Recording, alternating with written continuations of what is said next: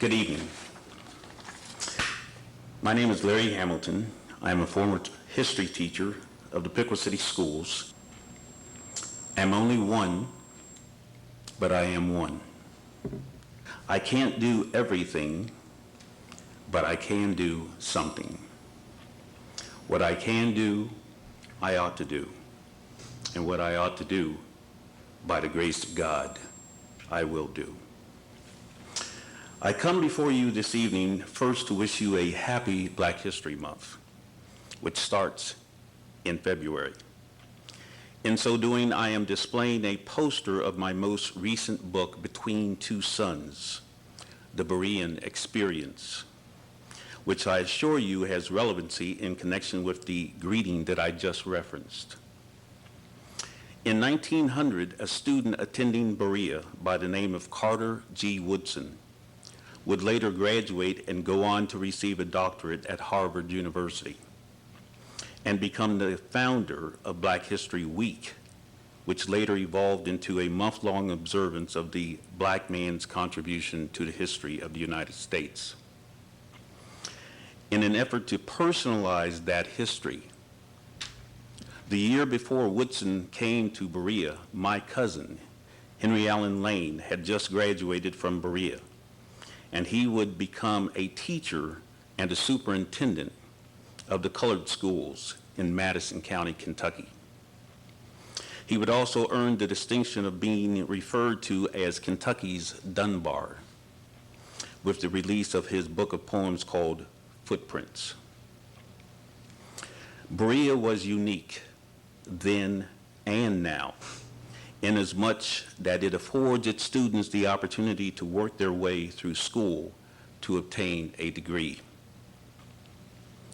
Newt Gingrich would be pleased to know this son of a slave did not need to be taught or lectured about developing a work ethic. His home training served him well in becoming a janitor at the school while earning his degree. Even a decade before cousin Henry Allen Lane and Carter G. Woodson, my great-grandmother, Cynthia Ross Hannon, attended Berea College in 1888 to earn a teaching certificate. She taught in the colored school of the Napoleon District in Gallatin County. For the good old boys and NASCAR fans, that's just a hop, skip, and jump from the location of the Kentucky Speedway. My great-grandmother married a minister who pastored our Loveland church for nearly 50 years.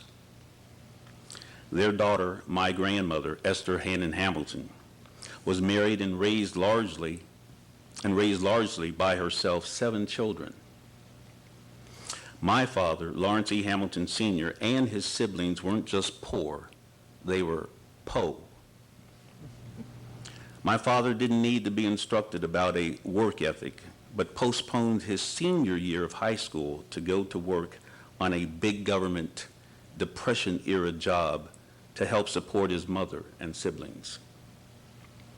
He served this nation in World War II and was fortunate enough to return home in Loveland after the war and earn a government job as a postal clerk while being subject to patron slurs of Hi Sam, the not-so-subtle code for Sambo.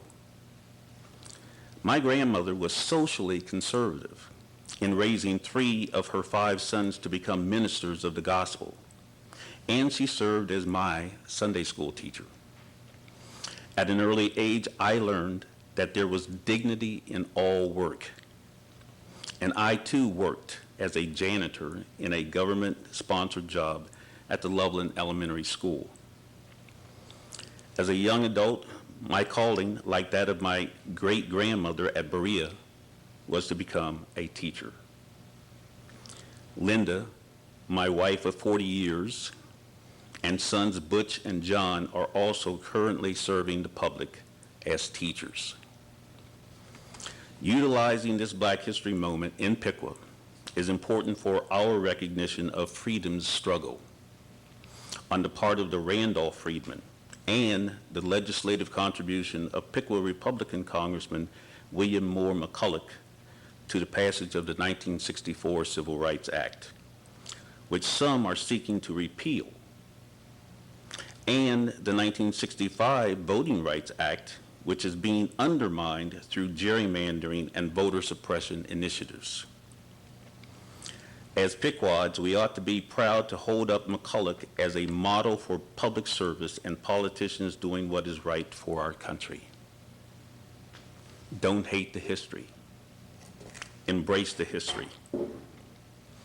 And let's move forward together with a shared heritage.